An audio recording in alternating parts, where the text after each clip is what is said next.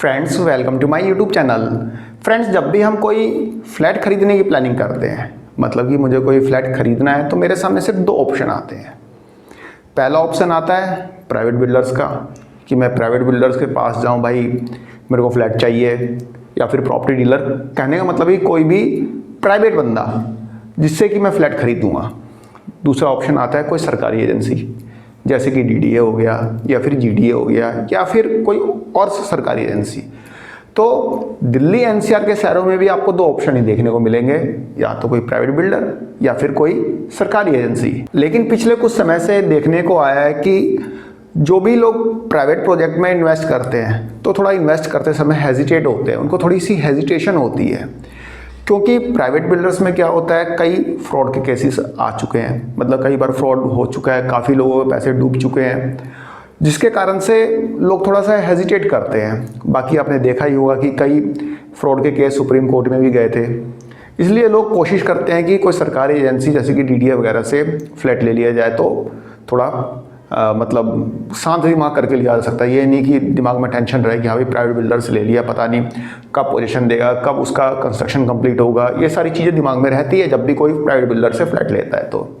और वैसे ही private builders में आजकल इतने सारे फ्रॉड हो रहे हैं तो थोड़ा सा डर तो लगा ही रहता है, भाई मेहनत भी कमाई जाएगी तो डर तो रहेगा ही रहेगा। इसी कारण से गवर्नमेंट डेवलपर्स की तरफ झुकाव तो लाजमी सी बात है। फ्रेंड्स लास्ट ईयर 30 दिसंबर 2024 को डीडीए के द्वारा एक रेजोल्यूशन पास किया गया था जिसमें कि ईडब्ल्यूएस फ्लैट से रिलेटेड कुछ गाइडलाइंस थी, जिसमें कि जो प्राइवेट बिल्डर से यदि कोई ईडब्ल्यूएस फ्लैट बनाता है दिल्ली के अंदर तो उससे रिलेटेड जो पॉलिसी है, उससे रिलेटेड जो गाइडलाइंस है, उन गाइडलाइंस को अप्रूव किया गया था लास्ट ईयर दिसंबर मंथ में। तो दिसंबर में जो गाइडलाइंस अप्रूव की गई थी, फाइनली डीडीए ने उसे नोटिफाई कर दिया है।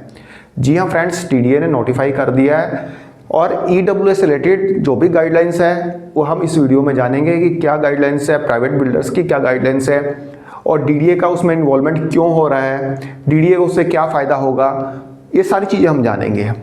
तो चलिए फ्रेंड्स बिना देर करते हुए चलते हैं, देखते हैं डीडीए का सर्कुलर और जानते हैं कि इस सर्कुलर में डीडीए ने कौन कौन सी गाइडलाइंस को रखा है जिसको कि नोटिफाई कर दिया गया है इमीडिएट इफेक्ट से, जिससे कि ईडब्ल्यूएस वालों को तो फ़ायदा मिलेगा ही मिलेगा, डीडीए को भी फ़ायदा मिलेगा, ईडब्ल्यूएस के साथ साथ आपका जो बिल्डर्स होंगे उनको भी फ़ायदा मिलेगा, एमआईजी वालों को भी फ़ायदा होगा, एलआईजी वालों को भी फ़ायदा होगा, एचआईजी वालों को फ़ायदा होगा। कहने का मतलब कि ओवरऑल सबको फ़ायदा होगा। ठीक है, तो चलते हैं देखते हैं डीडीए का सर्कुलर। फ्रेंड्स आप देख सकते हैं ये डीडीए का सर्कुलर है जो कि डीडीए ने 10 मार्च 2025 को रिलीज़ किया है। देखते हैं एक बार इस सर्कुलर में क्या लिखा है, एक बार फटाफट गो थ्रू कर लेते हैं। Friends DDA policy guidelines for disposal of EWS flats built by developer entities in terms of chapter 4 shelter, para number ये है, और residential plot group housing for MBT 221।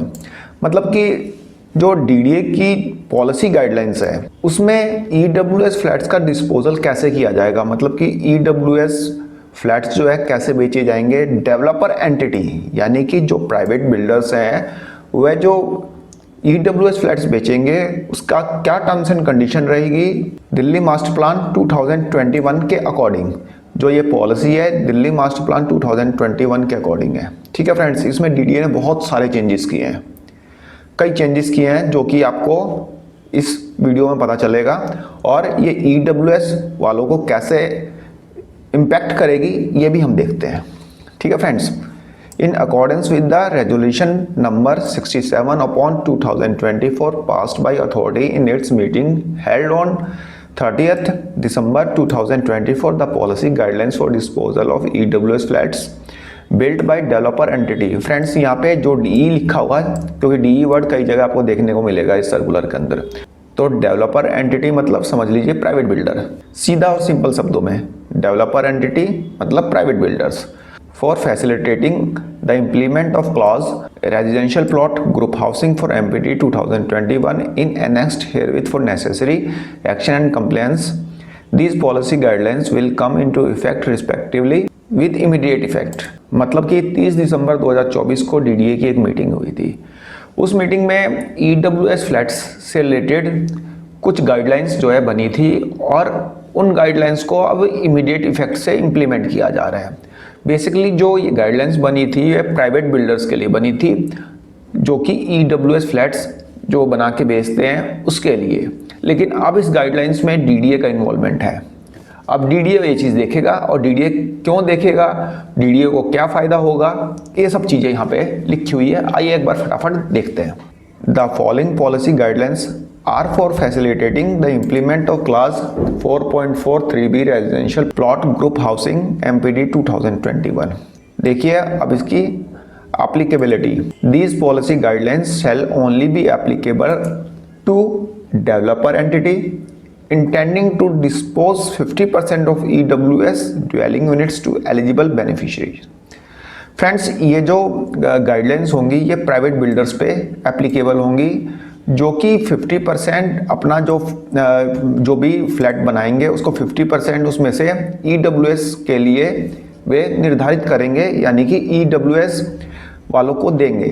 तो उनके लिए ये पॉलिसी बनाई गई है।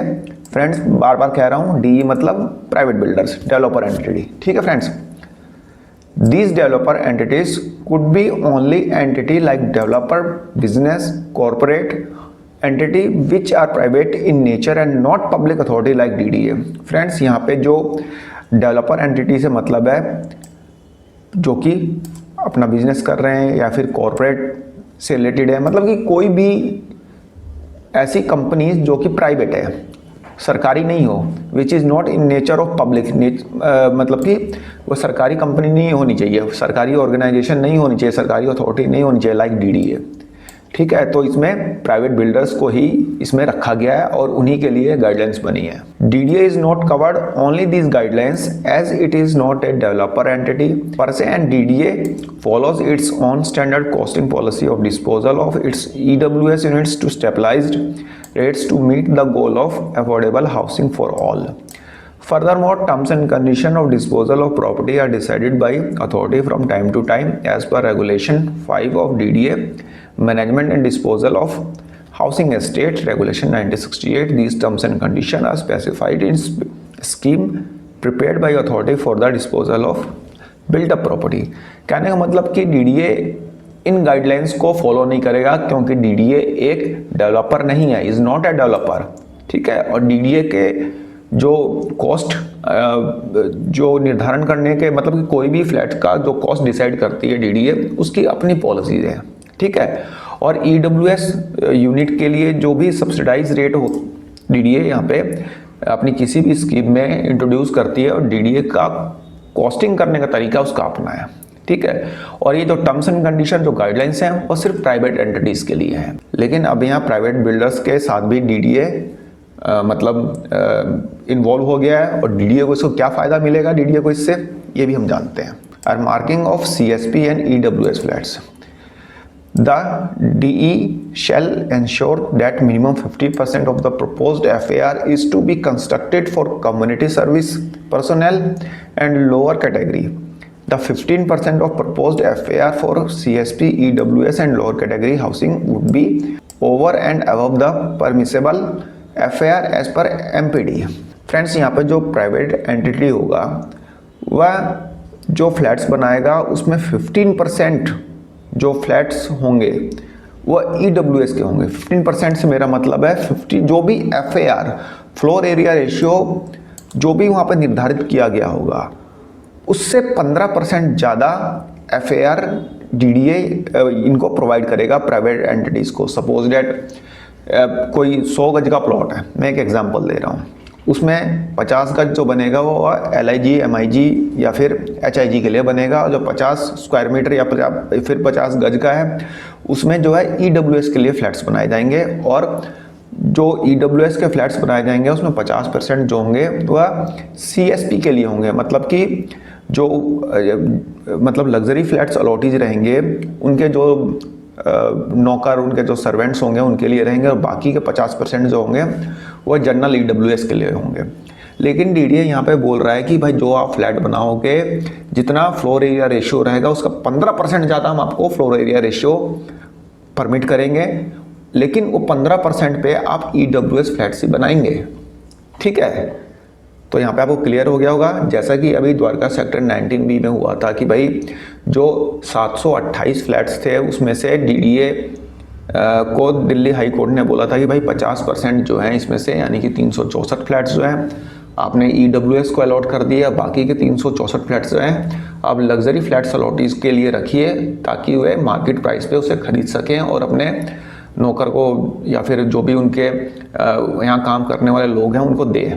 ठीक है, तो यहाँ पे डीडीए ने यहाँ पे क्लियर कर दिया है कि हाँ भाई जो भी प्राइवेट एंटिटीज़ भी होंगे वे लोग 50% पे तो अपना ईडब्ल्यूएस बनाएंगे ही बनाएंगे। मतलब कि जो भी उनको परमिट किया गया है कि हाँ भाई इतने % पे आप ईडब्ल्यूएस बनाइए, लेकिन उसके बाद भी 15% डीडीए वहाँ पे आपको extra floor area ratio provide करेगा कि हाँ भाई 15% और ईडब्ल्यूएस बनाइए। ठीक है, यहाँ तक क्लियर है। 50% of EWS housing stock shall be retained by developer entity and disposed only apartment owners. To market rates to housing CSP working for residential owner of group housing, these will be developed by the developer entity at the respect of group housing site premises और contagious site. जैसे कि मैंने अभी बताया आपको कि 50% flats जो होंगे वह जो डेवलपर होगा वह अपने ही जो जिस उसमें मतलब जिस प्रमाइस में बनाएगा वहाँ पे जो LIG MIG या फिर HIG वाले होंगे या फिर सुपर HIG या फिर पेंट हाउस वाले होंगे उनके जो सर्वेंट्स हैं उनके लिए 50% EWS में से रिजर्व रखेगा। जैसा कि 2013 की एक नोटिफिकेशन आई थी जिसको लेके द्वारका सेक्टर 19B के जो लग्जरी फ्लैट्स अलॉटी थे वह पहुँच गए थे दिल्ली हाई कोर्ट। तो उसी नोटिफिकेशन को डीडीए ने यहाँ पे बेस मान के यहाँ पे 50% फ्लैट्स जो है वह लग्जरी फ्लैट्स अलॉटीज़ के लिए रिजर्व करने की बात कही है, जो कि ईडब्ल्यूएस कैटेगरी के फ्लैट्स होंगे और इन्हें डेवलप करने का काम जो रहेगा, यानी कि जो ये फ्लैट्स बनाएंगे वह प्राइवेट बिल्डर्स बनाएंगे, उसमें 50% की बात यहाँ पे हो रही है। ठीक है, remaining 50% of dwelling units developed by developer entity to be sold to DE to eligible beneficiaries in accordance with the DDA policy which is laid out under these policy guidelines. These can be developed by developer entity at an alternate nearby site also. Necessary parking, commercial and PSP facilities shall be provided by the developer entity for the separate housing pocket. और जो बाकी के 50% flats रह जाते हैं भाई 50% तो उनके सर्वेंट के लिए रिजर्व कर दिए गए, जो भी वहाँ पे लग्जरी फ्लैट्स अलॉटीज रहेंगे। बाकी के 50% जो होंगे वो developer entity to be sold to DE to eligible beneficiaries in accordings with the DDA पॉलिसी। मतलब कि बाकी के जो बच जाएंगे वो EWS वालों को दिए जाएंगे, which is laid out under this policies guideline, जो कि इस पॉलिसी के गाइडलाइन के अंडर में पढ़ते हैं। यानी कि जिनकी इनकम जो है 10 लाख तक है, ये अभी हम देखेंगे इसी में कि 10 लाख कहाँ लिखा है। These can be developed by developer entity at an alternate nearby site also। कहने का मतलब कि यदि जिस प्रमाइस में फ्लैट्स बने हुए हैं यदि वहाँ पे जगह नहीं है 50% बना मतलब कि सर्वेंट्स के लिए रखने के बाद, तो दूसरे आसपास की कहीं साइट पे बना सकते हैं। ठीक है, जैसे द्वारका सेक्टर 19B में तो चलो क्लियर हो गया था शुरू में ही, लेकिन द्वारका सेक्टर 14 में क्या हुआ था, EWS फ्लैट्स 1008 के 8 वो अलॉट कर दिए गए थे। EWS वालों को वहाँ पे 50% रिजर्व रखा नहीं, तो ठीक है भाई जो MIG अलॉटीज़ है वहाँ पे और LIG वाले जिन्होंने केस किया था उनके लिए अब किसी दूसरी जगह पे DDA बना सकता है और कह देगा कि भाई ले लो भाई अपने सर्वेंट्स के लिए बुक कर लो फ्लैट। तो इस टाइप का DDA यहाँ पे करेगा डेवलपर एंटिटीज़ यानी कि प्राइवेट बिल्डर्स के लिए DDA की गाइडलाइंस है। ठीक है, the EWS housing created by developer entity shall be subject to quality assurance check as per prescribed in this regard by government agencies. The developer entity has to fulfill the quality assurance requirement before the EWS component could be offered to the eligible beneficiaries। मतलब यहाँ पे जो private builders होगा वह quality से related सारे मतलब requirements को फुलफिल करेगा। जो भी फ्लैट में ऐसा नहीं है कुछ ख़राब क्वालिटी का मटेरियल लगा दिया, कुछ भी कर दिया, ऐसा नहीं, उनको प्रॉपर सब कुछ करके देना होगा। ठीक है, D must construct and finish all the CSP EWS flats first and obtain completion occupancy certificate for the same before getting the completion occupancy certificate for the remaining portion। मतलब कि पहले जो डेवलपर एंटिटी होगा, मतलब कि जो private builder होगा वो सबसे पहले EWS फ्लैट्स बनाएगा। EWS बनेंगे तो सारे इकट्ठे, जैसे EWS भी, MIG भी, LIG भी, HIG भी या फिर सुपर HIG जो भी है, बनाएंगे तो सारे एक साथ।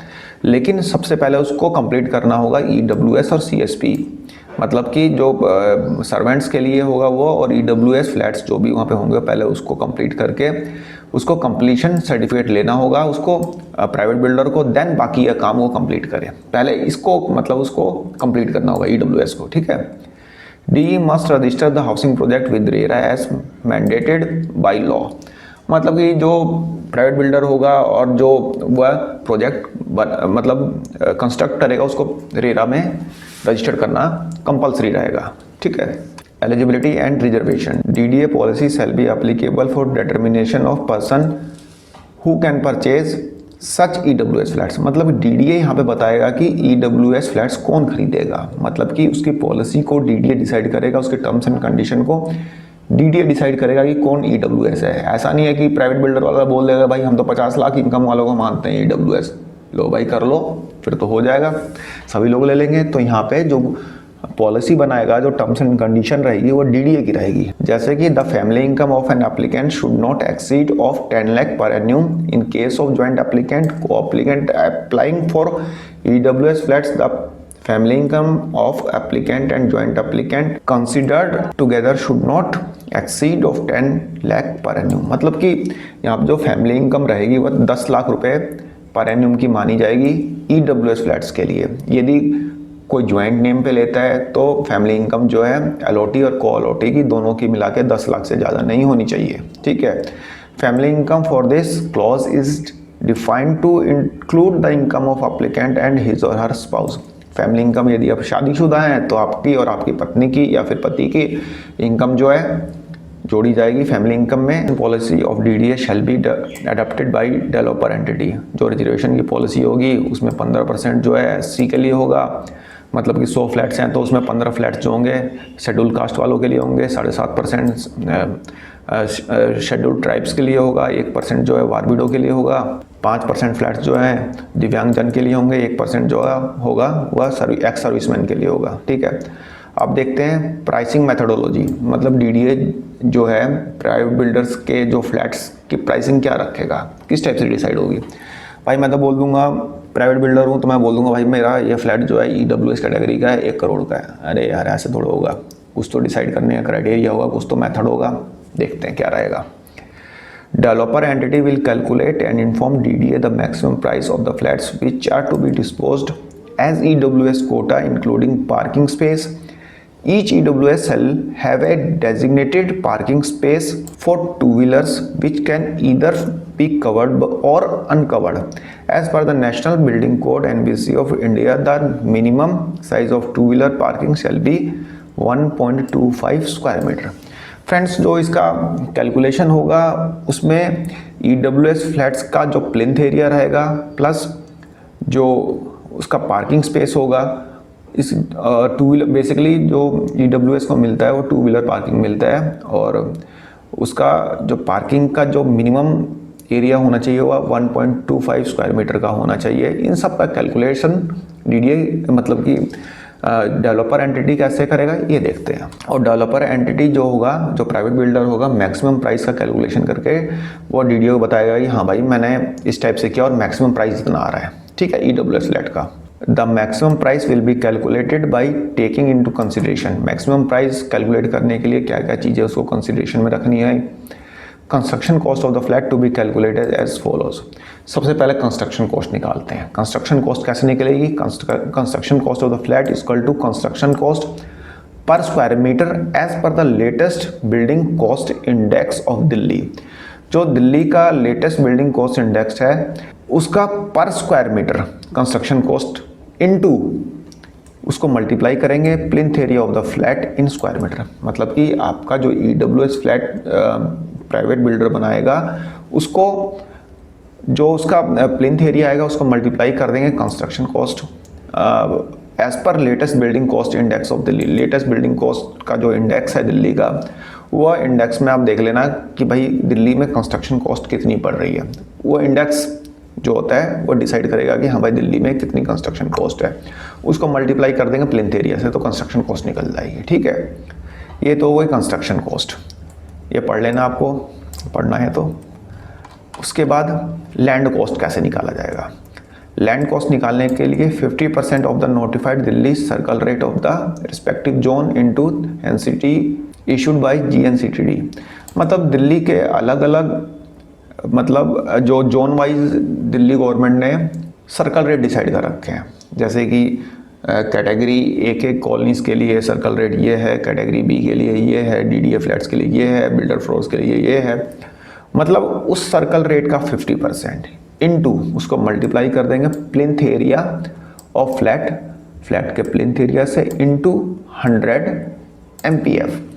मतलब कि उसको मल्टीप्लाई करके लैंड कॉस्ट निकालने के लिए 50% तो सर्कल रेट का होगा into plinth area into 100 MPA।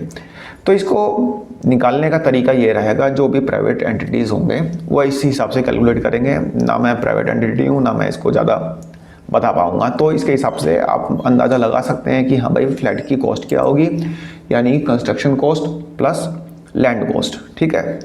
उसके बाद the construction cost of the covered parking would be calculated at the rate of 60% of then taken for calculating construction cost of the flat.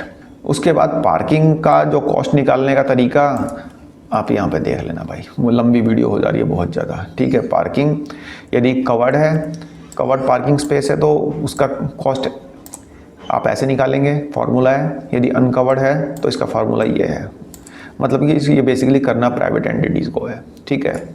तो ये सारी cost निकाल के सबको जोड़ जाड़ के उसमें जो चार्जेस लगेंगे, इलेक्ट्रिसिटी कनेक्शन सेल भी एज पर डीडीए पॉलिसी के अकॉर्डिंग जो भी चार्जेस होते हैं, और उसमें maintenance charges, water connection charges 2000 रुपये जो आपके डिमांड लेटर में जुड़ के आता है, ये सब चीज़ें जोड़ के जो monthly common area maintenance charges है या फिर कॉर्पस फंड रहेगा, सब कुछ जोड़ने के बाद ये कॉस्ट निकल के आएगी कि भाई फ्लैट की कीमत मैक्सिमम कितनी है।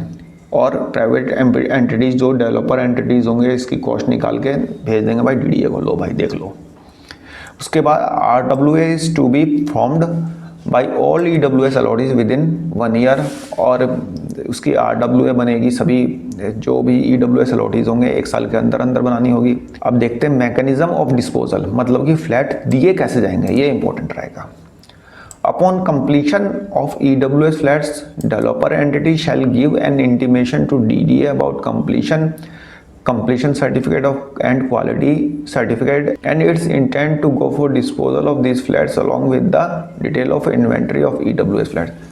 मतलब कि फ्लैट कंप्लीट होने के बाद उसका जो कंप्लीशन सर्टिफिकेट और क्वालिटी सर्टिफिकेट मिलने के बाद जो प्राइवेट बिल्डर होगा डीडीए को इन्फॉर्म करेगा कि हाँ भाई मेरे फ्लैट्स जो है बनकर तैयार हो चुके हैं, इसकी कॉस्ट मैक्सिमम ये आ रही है, मेरे पास इतने EWS फ्लैट्स हैं, ये सारी चीज़ें इन्फॉर्म करेगा। DE will calculate and inform DDA the maximum price of the flats which are to be disposed as DDA quota including parking space। मतलब कि जैसे अभी हमने ऊपर देखा कि कंस्ट्रक्शन कॉस्ट कितनी आ रही है, लैंड कॉस्ट कितनी आ रही है, पार्किंग कॉस्ट कितनी आ रही है, सब जोड़ जाड़ के वह डीडीए को बता देगा कि भाई मेरी इतनी मैक्सिमम कॉस्ट आ रही है। ठीक है। The flat cost will be capped at the price computed as per the formula given in this policy. DE is free to adjust the price of such flats, suitably reduce the same below the capped price in a manner that it gets enough eligible applicants depending on demand supply dynamics। कहने का मतलब कि जो private entity होगा, जो private builder होगा, वो maximum price fix कर देगा और उसके नीचे वो जितना मर्जी प्राइस रखे उन फ्लैट्स का कि हाँ भाई कि EWS वाले उसको बियर कर सके। मतलब मैक्सिमम प्राइस तो वो डीडीए को बता देगा, लेकिन जो प्राइस रखेगा उस कैपिंग लिमिट के नीचे ही रखेगा, ऊपर नहीं कर सकता। ठीक है। उसके बाद देखिए क्या रहेगा तरीका फ्लैट्स देने का।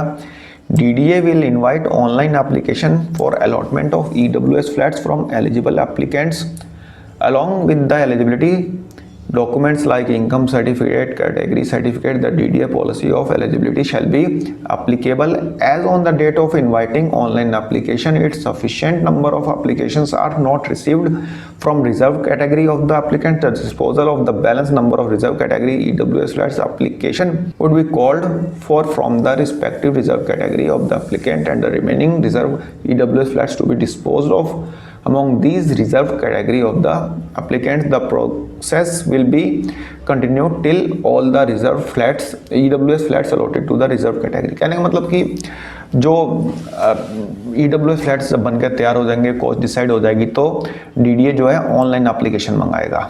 ठीक है, ऑनलाइन एप्लीकेशन हम भरेंगे, उसमें जो इनकम का क्राइटेरिया होगा वो हम सेटिस्फाई करेंगे। कैटेगरी यदि आप किसी रिजर्व कैटेगरी से भरते हैं तो वो सेटिस्फाइड करेंगे। उसके बाद भी यदि सपोज डेट 100 फ्लैट्स बने हैं जिसमें से 15 फ्लैट्स जो हैं SC के लिए रखे गए हैं, 7.5 जो है ST के लिए रखे गए हैं, तो मान लीजिए 7.5% का मतलब है 8 फ्लैट्स ST कैटेगरी के लिए रखे गए हैं, लेकिन फॉर्म जो भरे गए सिर्फ 3 फ्लैट्स के भरे गए ST कैटेगरी में, तो 5 बच गए। तो 5 फ्लैट के लिए दोबारा से एप्लीकेशन मंगाई जाएंगी ST कैटेगरी से।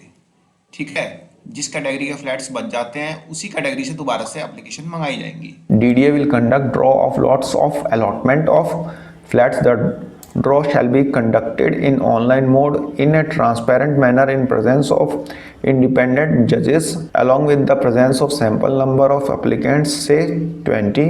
In case excess flats remain unallotted, DDA will again call for applications from eligible applicants and another draw for such flats shall be conducted by DDA। मतलब कि DDA जो है इसका ड्रॉ निकालेगा, जैसे कि first come first serve scheme अब तक चली आ रही है EWS के लिए पिछले 3 सालों से।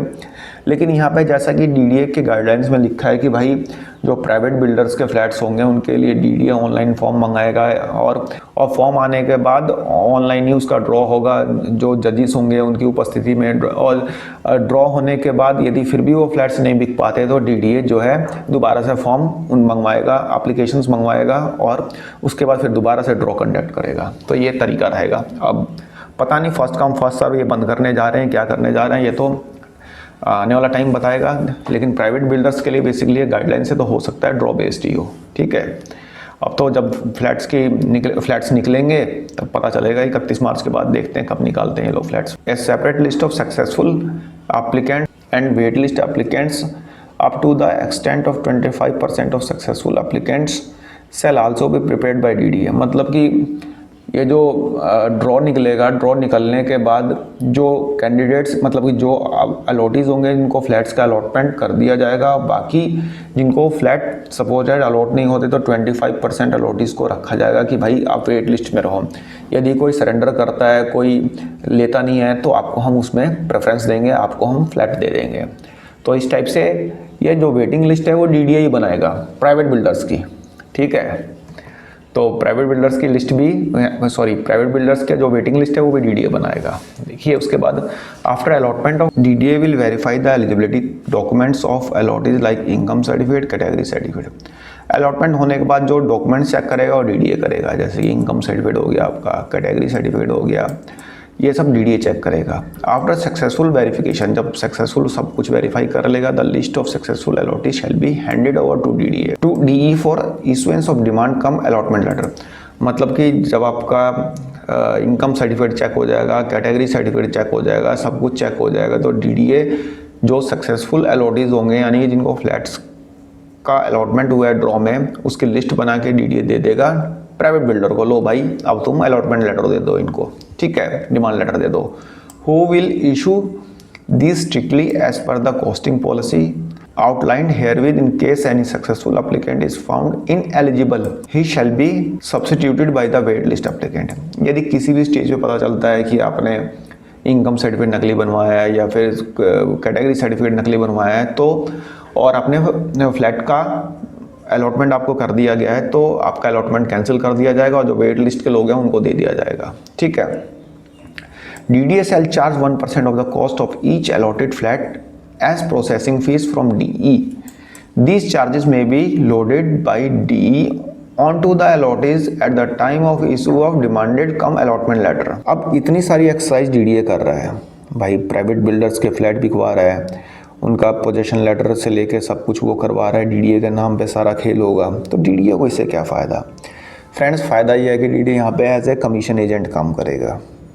वो जितने फ्लैट बिकेंगे भाई प्राइवेट बिल्डर्स पे तो लोग विश्वास जल्दी करते नहीं है, लेकिन डीडीए की ये रिस्पॉन्सिबिलिटी क्या है, डीडीए पे तो हर कोई विश्वास करता है भाई, सरकारी एजेंसी है।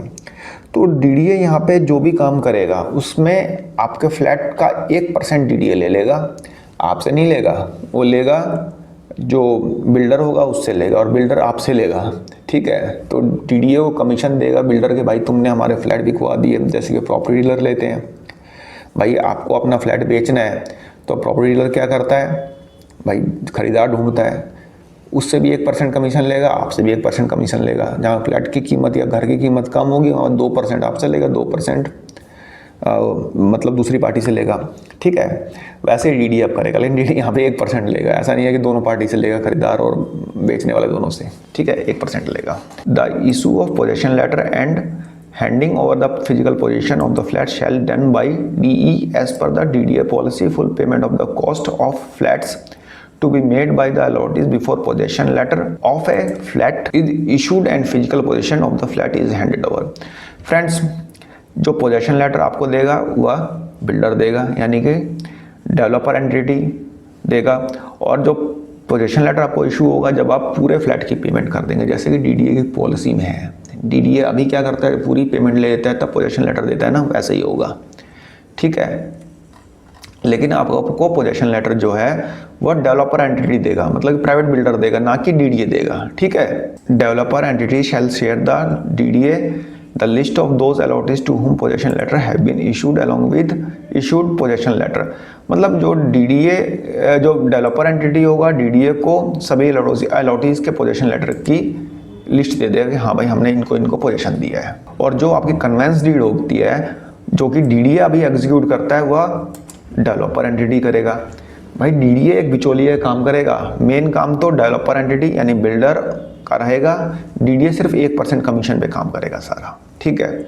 The flats coming under EWS quota shall be disposed only by the method and no person permission for free market sale will be given. मतलब कि ऐसा नहीं है कि ईडब्ल्यूएस फ्लैट्स बना दिए तो आप मार्केट प्राइस पे बेच दो, आपको एक एक कंप्लेंट्स को मानना पड़ेगा। जो भी डीडीए के रूल्स एंड रेगुलेशन और गाइडलाइंस होगी सबको मानते हुए ईडब्ल्यूएस फ्लैट्स का अलॉटमेंट करना पड़ेगा। बेसिकली यहाँ पे जो डेवलपर एंटिटी है उसको डीडीए ने यहाँ पे बोला है, और ये फ्लैट्स आप 5 साल तक नहीं बेच सकते, ठीक है। और इस पॉलिसी की गाइडलाइंस जो है इमीडिएट इफेक्ट से इम्प्लीमेंट हो गई है। फ्रेंड्स, डीडीए के इस सर्कुलर से ये बात तो तय है कि दिल्ली के अंदर यदि कोई प्राइवेट बिल्डर्स, कोई डेवलपर यदि कोई फ्लैट बना के बेचता है तो उसमें डीडीए का इन्वॉल्वमेंट होगा, और डीडीए का इन्वॉल्वमेंट होगा तो फ्रॉड के चांसेस ना के बराबर रहेंगे, क्योंकि डीडीए गवर्नमेंट एजेंसी है, गवर्नमेंट एजेंसी कभी फ्रॉड नहीं करती, ठीक है फ्रेंड्स। और ईडब्ल्यूएस वालों को या फिर एमआईजी, एलआईजी या एचआईजी, सुपर एचआईजी, सबके लिए फ़ायदा है। आपने देखा होगा कि आपने पूरी पेमेंट कर दी डीडीए को, उसके बाद आपको पोजेशन लेटर नहीं आता, आप परेशान होते रहते हैं, कभी कोई डिस्क्रिपेंसी आती है, कोई डिस्क्रिपेंसी आती है। और पोजेशन लेटर आ जाने के बाद जब आप फ्लैट का फिजिकल पोजेशन लेने जाते हैं तो जेई आपको परेशान करता है। रोहिणी सेक्टर 34-35 में देख लीजिए, फ्लैट्स जो है कबाड़ बने हुए हैं, लेकिन जेई उन्हें ठीक नहीं करा रहा। लोग मजबूरी में बिना मतलब ठीक कराए हुए फ्लैट पोजेशन ले रहे हैं। भाई लेना ही पड़ेगा, क्योंकि उनकी इंस्टॉलमेंट स्टार्ट हो गई है, ईएमआई जो बैंक की है वो स्टार्ट हो गई है, और फ्लैट का पोजीशन जेई बोलता है 3 महीने बाद, 90 दिन बाद। रोहिणी में ये हालात है यार, 90 दिन बाद आप लेने जाओगे, उसके बाद जब आप कन्वेंस डीड कराने जाओगे ना, तब आप पे ये लोग पेनल्टी लगा देंगे। तब आपका ये नहीं देखा जाएगा आपने 90 दिन बाद पेनल्टी वो मतलब पोजीशन लिया। इतने बदमाशी है यहाँ पे की डीडीए के जेई जो है बहुत मतलब परेशान करते हैं। रोहिणी सेक्टर 34-35 में तो बहुत ज़्यादा परेशान कर रखा है इन लोगों ने। खैर, इनकी मोनोपोली ख़त्म होगी जब पोजेशन लेटर इशू करेगा, जो प्राइवेट डेवलपर है वो इशू करेगा पोजेशन लेटर, या फिर आपका जो भी डिमांड लेटर होगा सब कुछ प्राइवेट बिल्डर करेगा। और जब प्राइवेटाइजेशन यहाँ पे मतलब होने लग जाएगा तो समझ लीजिए कि डीडीए में जो करप्शन लेवल जो आज बहुत पीक पे पहुँच चुका है। डीडीए बहुत करप्ट एजेंसी है, दिल्ली की 2 एजेंसी बहुत करप्ट है, एक डीडीए, दूसरी एमसीडी। कोई मतलब इनका मुकाबला नहीं है करप्शन में। तो ये दोनों डीडीए जो है करप्ट जो है, इसका करप्शन का जो लेवल होगा डाउन होगा। जब इनकी वैल्यू खत्म होगी ना जेईओई की, बहुत परेशान करते हैं, नरेला में भी इन लोगों ने बहुत परेशान किया है। तो थोड़ा इनकी मोनोपोली ख़त्म होनी ज़रूरी है, जिसके कारण से यहाँ पे प्राइवेट बिल्डर्स को मतलब प्राइवेट बिल्डर्स में डीडीए इन्वॉल्व हो रहा है और अच्छा भी है। देखते हैं कभी जो डीडीए नेक्स्ट जो स्कीम लेके आएगा उसमें प्राइवेट बिल्डर्स का क्या रोल होता है, या फिर प्राइवेट बिल्डर्स कोई स्कीम लेके आते हैं उसमें डीडीए क्या रोल होता है, ये तो आने वाला टाइम ही बताएगा। फिलहाल जो ईडब्ल्यूएस से रिलेटेड गाइडलाइंस थी मैंने आपको यहाँ पे इलेबोरेट कर दी। आई होप आपको वीडियो पसंद आई होगी, थोड़ी लंबी हो गई है, अब क्या करें, इसमें कुछ ऐसा था ही नहीं कि इसको स्क्वीज़ किया जा सके। तो फ्रेंड्स एक छोटी सी इन्फॉर्मेशन थी, आई होप आपको पसंद आई होगी। धन्यवाद, नमस्कार।